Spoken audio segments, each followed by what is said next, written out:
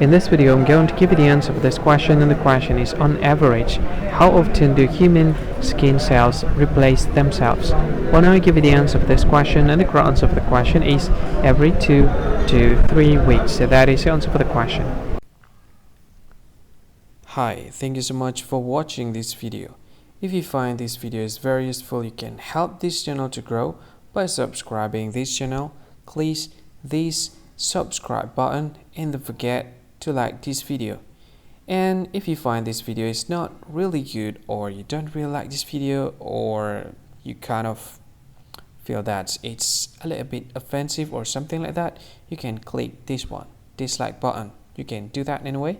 And if you want to share this video with your friend, you can share it by clicking this share button, and you can share it to any social media that you wish that is currently available at this time, like Facebook, Twitter, LinkedIn, and many others.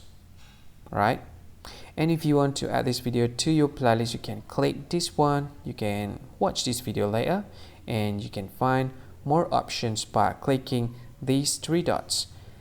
And yeah, don't forget to subscribe. I think that's all of it. Thank you so much for watching this video, and see you again in another video.